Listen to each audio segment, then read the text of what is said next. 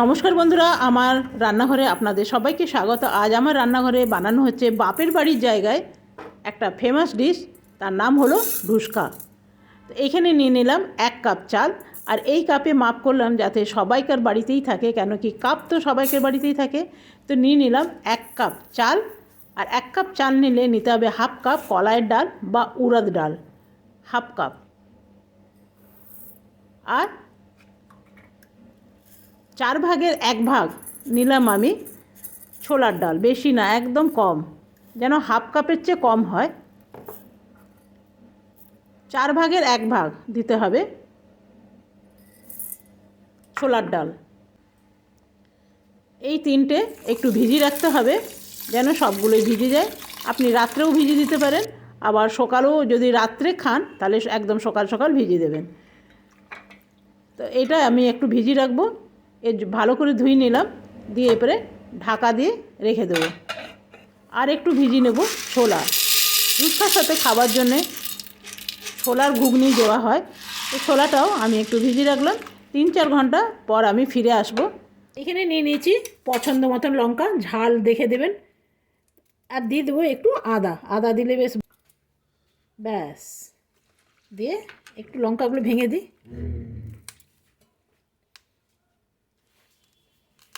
শীতকালে লঙ্কা শুনেছি ঝাল নেই, কিন্তু এগুলো বাবারে মুখে দেন না আপনার ধোঁয়া বার করে দেবে।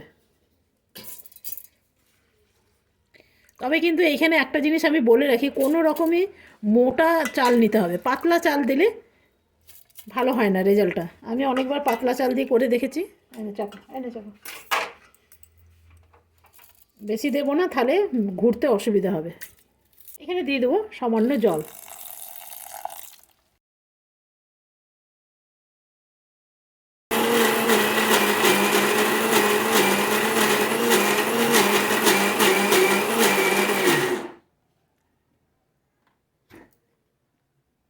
রেখে দে।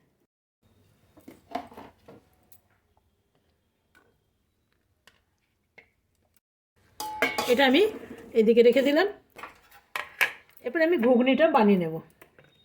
3টে নিয়ে নিয়েছি সেদ্ধ আলু। পেঁয়াজগুলো একটু একদম মিহি মিহি করে কেটে নেব।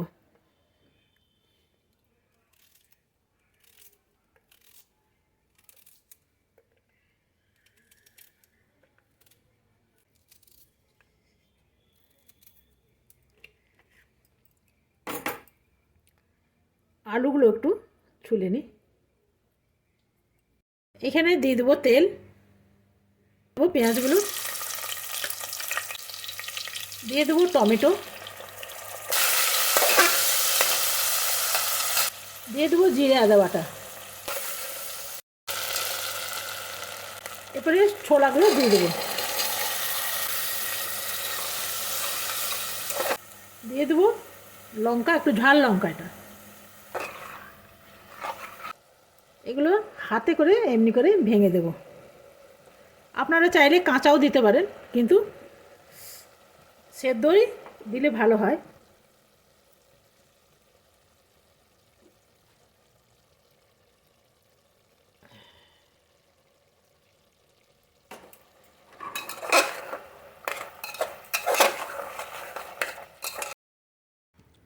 দিলাম এখানে স্বাদ মতন লবণ, আর দিলাম হলুদ।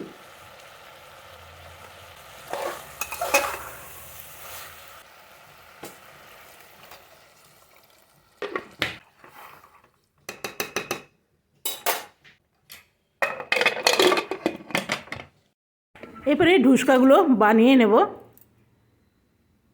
আর এটা বেশ ঘন আছে, এটাকে আমি পাতলা করতে হবে। আর এটাকে 5 মিনিট ধরে আমি এইরকম ঘুরি ঘুরি ফেটিয়ে নিয়েছি।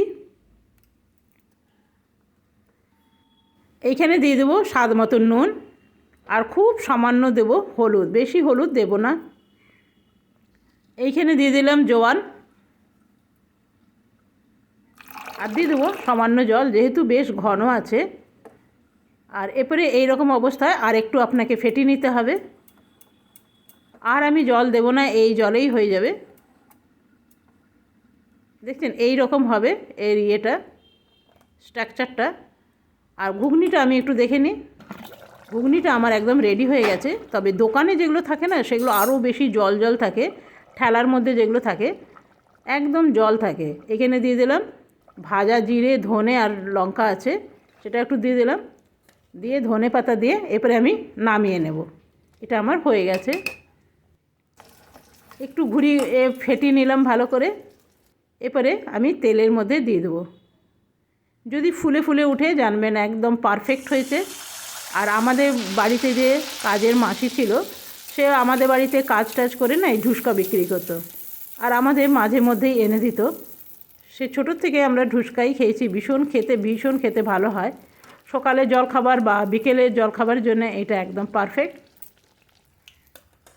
তো দেখুন কী সুন্দর লুচির মতন ফুলে উঠলো। আর এই রকম ফোলা অবস্থায় অনেকক্ষণ থেকে যায়। বাকিগুলো আমি এভাবে বানিয়ে নেব। আপনি যদি কখনও রাঁচি যান, দেখবেন চারিদিকে এগুলো বিক্রি হচ্ছে ঠেলার মধ্যে ধুসকা। আর যারা রাঁচির মানুষ তারা তো জানবেই। আর কী সুন্দর ফুলে উঠলো দেখুন।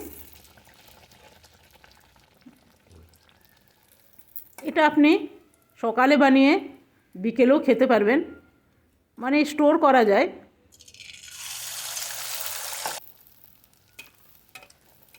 আর উপর থেকে এমনি একটু তেল দিয়ে দেন যেন উপরটাও ভাজা হয়ে যায়।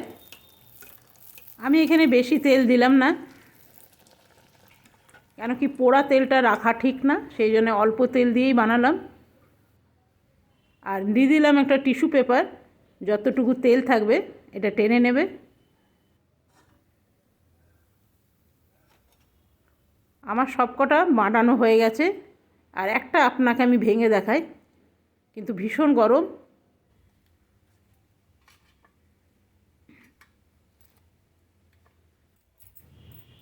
এইখানে নিয়ে নিলাম অল্প পেঁয়াজ, খুব সামান্য পেঁয়াজ নিয়েছি। আর এরপরে দিয়ে দেবো ঘুগনিটা। আমরা যখন ছোট ছিলাম তখন ঠেলাওয়ালার কাছে দুটো করে ঢুসকা খেলে বারবার ঘুগনিটাই চাইতাম। জল জল ঘুগনি ছিল, আর ঘুগনিটা খেতে ভীষণ টেস্ট ছিল জানেন। আজকে আমার তৈরি হয়ে গেল বিহার ঝাড়খণ্ডের ডিশ ধুসকা। আপনারা এইভাবে বানাবেন, একদম ফুলে ফুলে যাবে, খেতে ভীষণ ভালো হয়, ভীষণ। আমরা যখন ছোটোবেলায় ছিলাম তখন এগুলো আমার একদম প্রিয় খাবার ছিল। তখন তো এত কিছু ছিল না, এইসবই ছিল। আর এখনও রাঁচিতে গেলে এগুলো আপনি চারিদিকে দেখতে পাবেন, ঢুসকা। জি বাবা। তো চলুন এগুলো আমরা আগে খেয়ে নিই। আর খুব ভালো হয়েছে জানেন, এখন ঠান্ডা হয়ে গেছে না, এখন আপনাকে একটু দেখাই দেখুন। এখনও ধোঁয়া বেরোচ্ছে ভেতর থেকে। এইসব খাবারগুলো খেলে না ছোটোবেলাকার কথা মনে পড়ে যায়। আমাদের কলেজের দুই পাশে দুটো ঠেলা লাগতো, খেতে ভীষণ ভালো। তবে এর মধ্যে রসুন দেবেন না, কিন্তু অনেকে রসুন দেয়, কিন্তু রসুন এর মধ্যে খুব একটা পড়ে না। তো চলুন আজকের মতন এখানে শেষ করলাম, কালকে আসবো নতুন রান্না নিয়ে। আপনারা সবাই ভালো থাকবেন, সুস্থ থাকবেন। Thank you, bye bye. আমি এখন খাই।